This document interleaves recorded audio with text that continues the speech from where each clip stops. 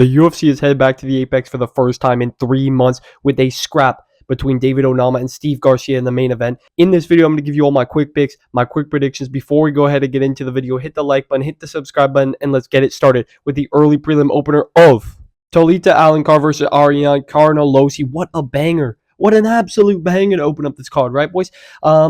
Terrible fight. Terrible fight to open up the card. I'm just going to go with Ariane Carnelossi. Look at her, Do I have to say much more? She's jacked. She's jacked. She's big for the division. I know muscles don't matter, but look at her. All right, look at her. She fights like a bowling ball. Her last fight, I believe, was a no contest or something. There was something going on. Like, it might have been an eye poke or something. I forget, honestly, but I don't think Talita Alencar is UFC level, and she's going to be the much smaller girl in this fight. Ariane Carnelossi has all the physical advantage on Talita Alencar. I think she can take her down. She can lay on top of her. Alencar's got decent BJJ, but I think Ariane Carnelossi is kind of just going to bully her. So I'm going to go Carnelossi to win this fight, probably by decision. I'm going to say she just lays on top of Talita Alencar, beats her up for 3 rounds, and gets a decision. We're going to go with Ariane Carnelossi as the quick pick. We move on. Phil Rowe, Seok Ko. I actually like this fight. This is a solid scrap. This is a good fight. Phil Rowe's always fun. He's always fun. He's always active. He's got a funny personality. And he's fighting Seok Ko here, which is a good matchup for him. I mean, it's a tough one because Ko just looked really good against Oban Elliott. He looked really good against Oban Elliott.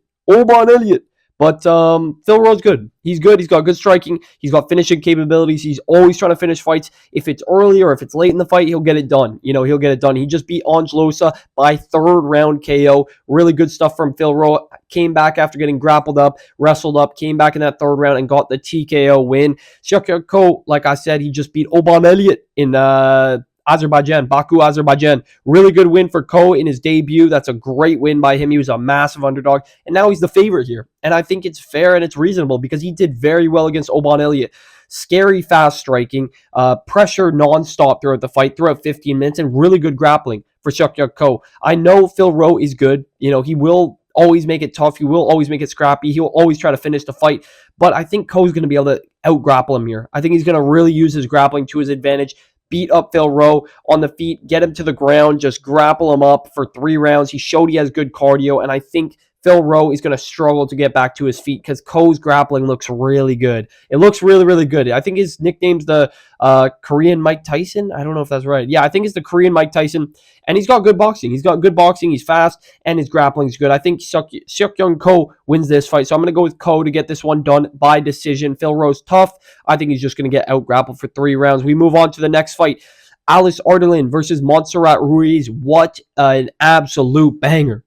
What an absolute banger in the Apex. This is the only reason I like the Apex, is because when they put these kind of fights together, this is where you put them. You put them in the Apex, all right, where there's no big crowd, there's no massive fight card, okay? This is the kind of fight you put in the Apex. One that is a piss break, okay? It's a food break. It's a break where we're like, okay, all right, 15 minutes away, 15-minute break kind of thing. That's what we want, okay? We don't want this fight, though. Alice Ardelin shouldn't be in the UFC. Montserrat Ruiz should not be in the UFC. Both of them should be on the regional scene. What are we doing? But I'm going to go with Alice Ardelin.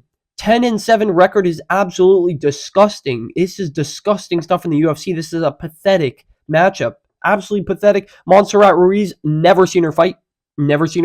Honestly. Super inactive.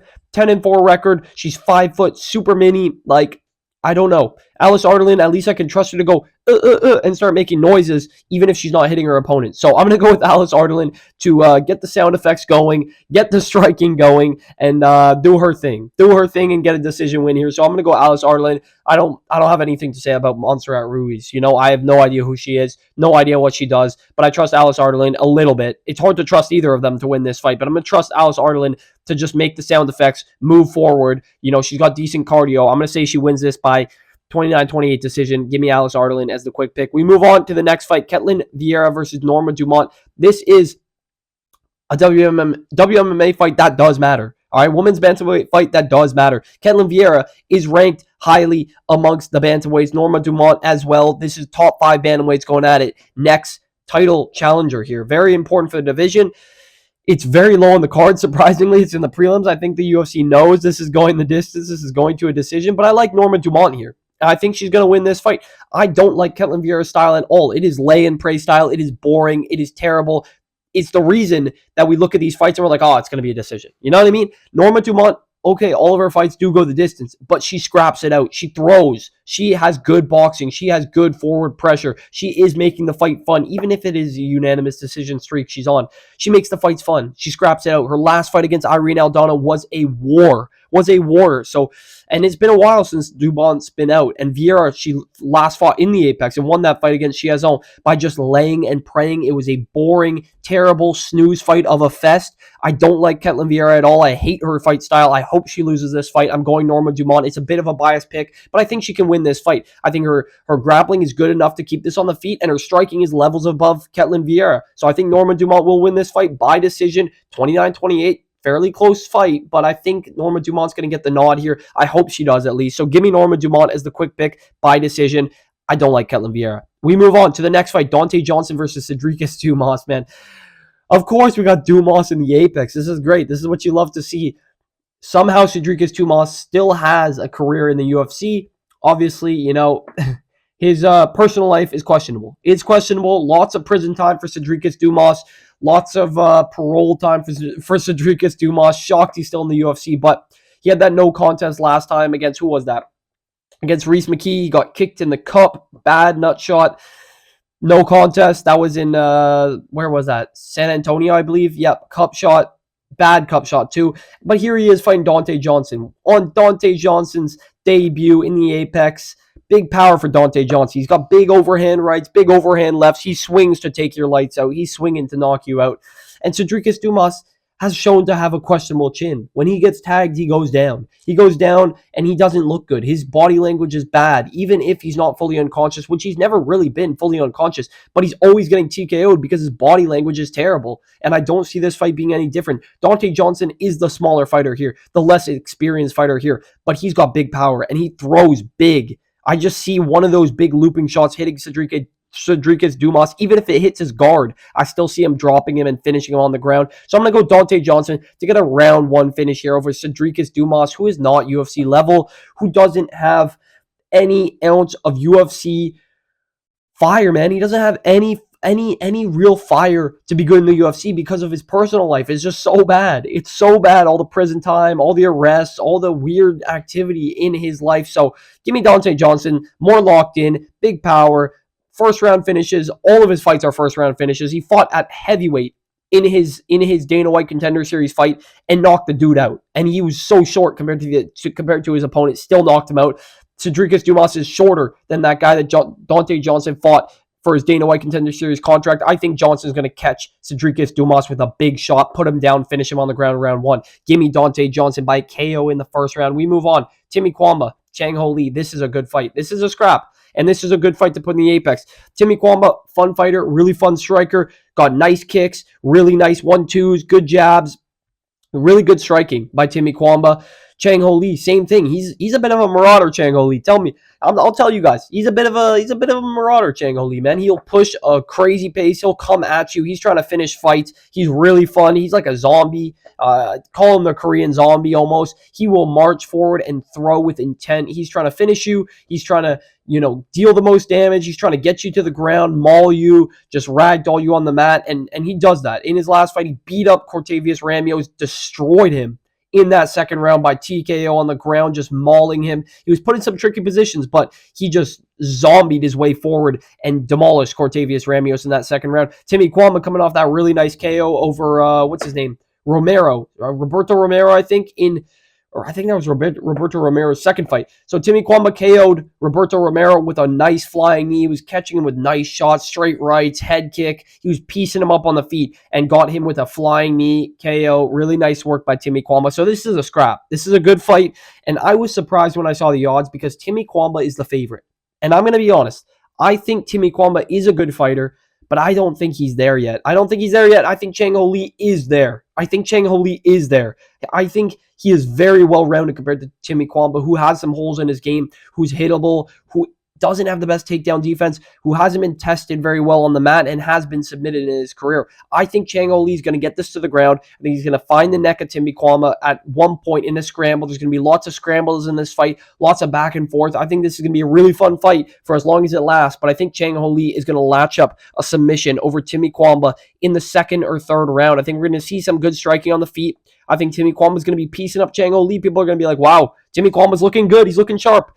And then Chang Ho Lee's just going to march his way forward, get a takedown, trip Timmy Kwama, get a takedown, get his back at some point, and find a submission. So I'm going to go Chang Ho Lee to find a submission in round 2 or round 3. Timmy Kwama's good, but he's got holes in his game. I don't see him knocking out Chang Ho Lee either, who has a really solid chin and took big shots in all of his fights. He's taken big shots, and he's beat some decent competition in road to UFC, and in the UFC so far, he's beat 2 decent guys. So I'm going to go Chang Ho Lee to win this fight. It's a close one, though. It's a close one for sure, and I think the odds are fairly priced. It's fairly close, but I think Chang Ho Lee's a solid underdog. So give me Chang Ho Lee as the quick pick by submission.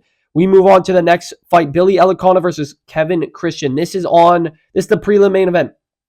And Kevin Christian, let me tell you, this guy's got a crazy build. All right. 6'7", man. At light heavyweight, he's very tall for the division. Very, very lengthy for the division. I mean, we see a 6'7" Volkov at heavyweight, and we're like, damn, that guy's tall. But 6'7" at light heavyweight, very tall, very long for the division. But that can be a disadvantage here. Billy Elicona, decent striker. He's got okay grappling. He came in on short notice, fought Bogdan Guskov, was doing really well in that first round. Almost subbed Guskov in his debut on short notice. Up a weight class as well, I believe. Actually, I think he was fighting middleweight and he went up to light heavyweight. Now he's settling in at light heavyweight, but he went up a weight class for that fight. Almost subbed Bogdan Guskov, who's a ranked contender. In the first round, almost subbed him. And then in the second round, he got tired. He got gassed out. Didn't have a full camp. Didn't have any notice going into that fight. Really, it was a week's notice, I believe. And then he got subbed by Bogdan Guskov. But he looked pretty good in that fight. In the first round, he almost subbed Bogdan Guskov. And then he just fought Ibo Aslan, the Turkish power guy, and he was expected to lose. And he pitter-pattered his way to a decision, which was impressive. Ibo Aslan has showed that he's not the best. But Billy Elicona did make it kind of clear, pitter-pattered his way to a decision, a boring one at that, but he's good at that. He is good at that, and I think he's going to beat Kevin Christian. Kevin Christian is decent. He's got okay submissions, very long, very lengthy, like I talked about on his Dana White Contender Series debut, got a submission. I think it was a leg triangle and an arm bar. It was clean. It was clean for a guy at 6'7". I mean, really tall, was able to get that going with the submission. It was really nice, but I don't think he's going to pull that off against Elicona. Elicona is going to have his way on the feet. A little pitter-patter striking here and there. It's going to be back and forth, but I think Elicona is going to slow the pace down. He does it very well. I think he's going to win a decision here. So give me Billy Elicona to get this one done by decision. I'm going to have to see something out of Kevin Christian before I trust him. His Dana White Contender Series fight was iffy. It was very iffy, so I'm going to go Billy Elicona to get this one done. We move on to the next fight. Alan Nascimento versus Rafael Estevam. It is not actually Rafael Estevam. He just pulled out of this fight. It's going to be Cody Durden stepping in on short notice. Alan Nascimento versus Cody Durden. Good fight. Pretty good fight. It was supposed to be Rafael Estevam. This would have been a very fun grappling matchup, but I think Alan Nascimento versus Cody Durden is a good fight as well. I don't like Cody Durden taking it on short notice, though. Even though Alan Nascimento is not a crazy finisher, I think he's going to have his way with Cody Durden. Nascimento's a weight bully. At 125, he is a very big weight bully. So is Estevam, who's missed weight multiple times. But Cody Durden is a true 125, a true flyweight, and he's quite little. If we're being honest, I think Alan Nascimento is going to really bully him in the weight advantage. He's going to have a huge weight advantage. I think he's going to bully him in the grappling. I think he's going to bully him on the feet. I think Alan Nascimento is going to get a really nice finish here over Cody Durden. I think he's going to sub him in the first or second round. I'm going with Alan Nascimento. If it was Rafael Estevam, it would have been a much closer fight. I don't know who I would have picked, but I'm going Alan Nascimento against Cody Durden. I'm going to say he submits him in the first or second round just because of the fact that Cody Durden hasn't looked great recently. He's getting older. He's taking this fight on short notice. He's been submitted before. He's been grappled up before. He's the smaller guy in this fight. I just see everything going to Alan Nascimento here, who's had a full training camp, who's been training for a grappler. So that means that he's going to be able to take down Cody Durden with relative ease. I think he's going to be able to get his back, and I think he's going to be able to choke him out. So give me Alan Nascimento as the quick pick against Cody Durden. We move on to the next fight, Charles Radke, Daniel Frunza. This is a scrap. I like this fight. This was recently put on the card. This Apex card's got a lot of scraps, and that's what we like in the Apex. We haven't had an Apex card in a minute, so it's kind of refreshing to have an Apex card, but at the same time, I mean, we're not getting any really important fights on this card, so it is what it is.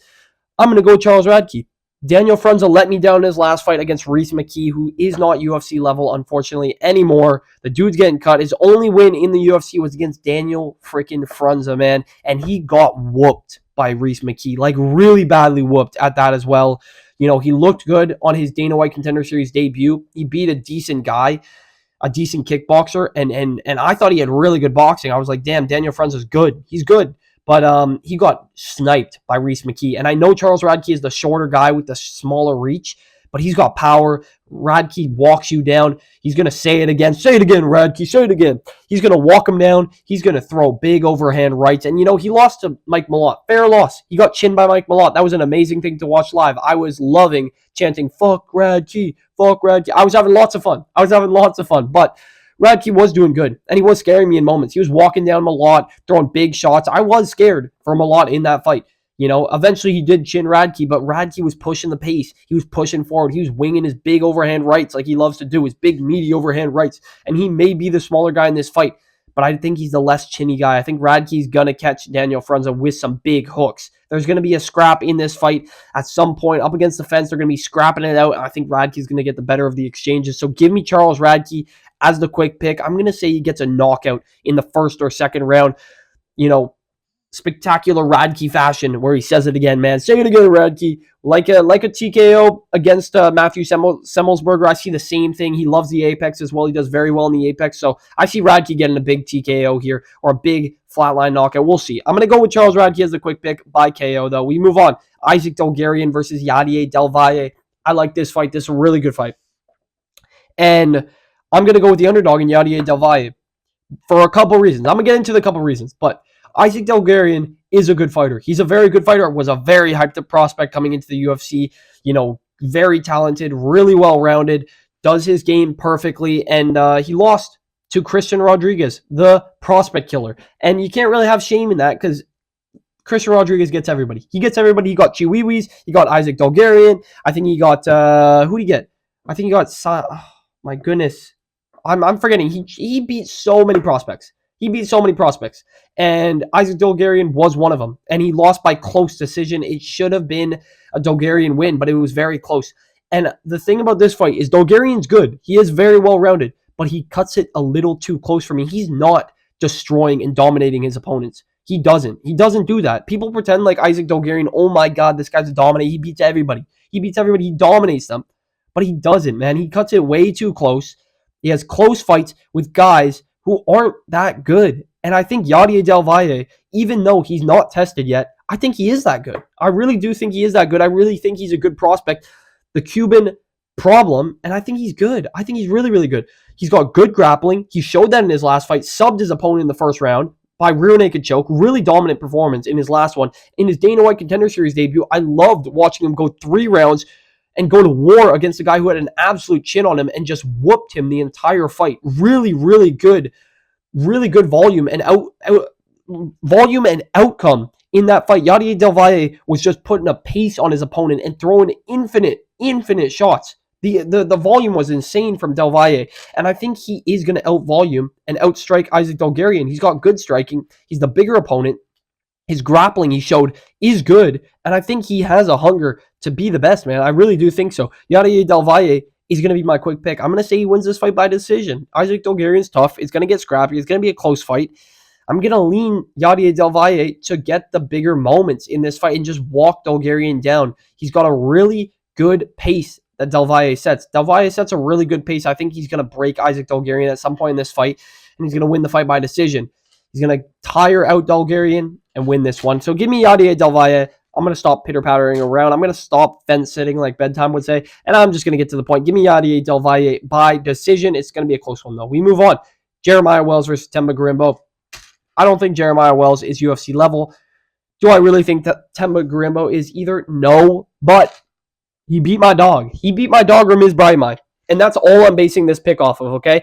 He beat Ramiz Brahimaj, and I know Brahimaj is leveled up crazy, but I got to go with Temba Garimbo, man. He still beat Brahimaj by out-grappling him, had him in some bad positions, kind of mixed it up in the Apex as well. I think he's going to beat 38-year-old Jeremiah Wells, who has not had a good UFC career, who hasn't beat anybody of importance. I think Themba Gorimbo, even though he lost his last fight by submission against, who was it? It was against, oh my God, Vicente Luque. That's still Vicente Luque. Like, I know Vicente Luque's washed, but that was Themba Gorimbo. Short notice step up against Vicente Luque, and he got anaconda. I mean, that's Luque's move, man. That's his move. He got anaconda. Jeremiah Wells is not doing that to Themba Gorimbo, who has a size advantage, a grappling advantage, a reach advantage. I think Themba Gorimbo can grapple up Jeremiah Wells. He can bully him on the feet. He doesn't have the best striking, but his grappling is really good. So I'm going to say Themba Gorimbo out cardios, out grapples Jeremiah Wells for 3 rounds. I'm going to go with Themba Gorimbo by decision. Based off of what I said, he beat Ramiz Brahimaj. That's a great win. You know, even though he got subbed by Luque, it's still Luque, man. Even though Luque's washed, it's still Luque. So I'm going to go with Themba Gorimbo by decision. We move on to the, what is this? The co-main event. This should be the main event. I'm going to be honest. This should be the main event. Waldo Cortez Acosta, ranked number 6. Ante Delija, ranked number 9. Should be the main event, but it's okay because I think this is going to end early. I'm going Ante Delija. Fuck Waldo Cortez Acosta. This guy is not top 5 or top 10 UFC heavyweight ranking. I don't care. I know the heavyweight division is weak. I know it's weak. But Waldo Cortez Acosta is not top 10. He got a fluke win. He got a fluke win against Sergey Spivak, and he got a knockout win over a chinny Ryan Spann, okay?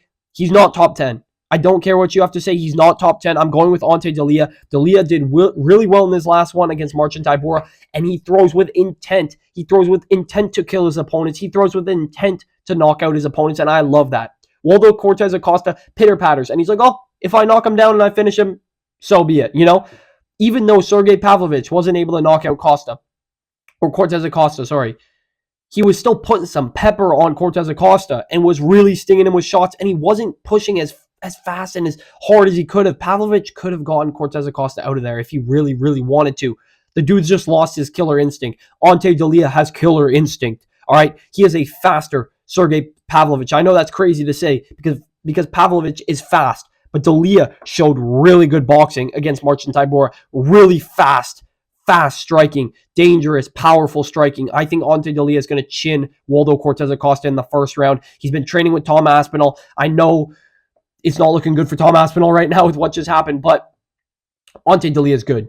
He's training with Tom Aspinall. He looked really good in his debut. He's got fire. He's making a quick turnaround. I love it because it was such a fast fight against Marcin Tybura. I love this quick turnaround, and I think this is a good fight for him against an opponent that's not dangerous. Cortez Acosta is not dangerous. He's chinned Lucas Bursky, and he's chinned Ryan Spann. Those are both chinny motherfuckers, all right? So give me Ante Delija to win this fight by knockout in the first round, blitzes forward, big shots up against the fence, and finishes Cortez Acosta by TKO. We move on to the main event, Steve Garcia versus David Onama. Not a terrible main event. Compared to the main event that's going to be next weekend in the Apex, Randy Brown versus Gabriel Bonfim. That is a bad main event in the Apex. But Steve Garcia, David Onama, solid featherweight scrap. I think it's going to be fun. I think this is a fun fight, even though it's not main event worthy. It is a fun fight. Both guys just got ranked. David Onama beat Giga Chikadze. Steve Garcia beat the washed up Calvin Kattar. But I kind of rate Garcia's win a bit more because he dominated that fight. He didn't okay. I gotta chill with the word dominate. He put a whooping on Calvin Kattar for 3 rounds. He just really outboxed him in Calvin Kattar's, in his zone, in his world, which is the boxing. Even though Calvin Kattar's washed as fuck, all right, he's super washed, Steve Garcia still outboxed him, and he struck with him. David Onama, on the other hand, he had to resort to his takedowns to beat Giga Chikadze. He had to take him down. He had to hold him down because he was getting whooped by the Giga kicks. He was getting whooped on the feet. People pretend like David Onama beat up on Giga Chikadze. He did not. He grappled him and beat him by decision, grappling him up, all right? Steve Garcia was on a mad knockout streak, beat a tough guy in Calvin Kattar whose chin is very, very, very, very still intact. Like his chin is tough, all right? His chin is tough. But where am I going with this? Where am I going with this, guys? Where am I going with this? I'm going to go with Steve Garcia. That's where I'm going with this. I'm going to go with Steve Garcia. I don't think David Onama is top 15 level. I think he was donated a top 15 spot. I don't think he should be top 15. I think Steve Garcia is the top 15 guy, and I think he's going to win this fight by knockout in the second or third round. I think David Onama is going to do well early. He's going to get a takedown. Steve Garcia is going to scramble out, mix in his boxing, land the bigger shots. He has been chinned before, but I don't see David Onama chinning him. I'm going to go Steve Garcia to win this fight by knockout in round 2 or round 3. You know, David Onama has been caught before. He almost got knocked out by Roberto Romero, who we were literally talking about earlier on this card, who lost to Timmy Kwamba. David Onama didn't finish Roberto Romero. Timmy Kwamba did. And David Onama almost got finished by Roberto Romero. That's what got him his shot at the rankings. So I don't think he's ranked level. I don't think he's ready. Steve Garcia went on one of the longest knockout streaks in the UFC to get his chance of getting ranked, and I think he deserved it. He knocked out everybody that he was supposed to knock out in the first or second round. So give me Steve Garcia to win this one by round 2 or round 3 knockout. David Onama, I think, will survive early, but round 2, round 3, Steve Garcia will take over, land some big ground strikes, chin David Onama badly. So give me Steve Garcia as the quick pick by knockout. Those are all my quick picks for UFC Fight Night Garcia versus Onama. If you guys did enjoy the video, hit the like button, hit the subscribe button, drop it down in the comments who you guys are picking in the main event, and I will catch you guys in the next video. See you.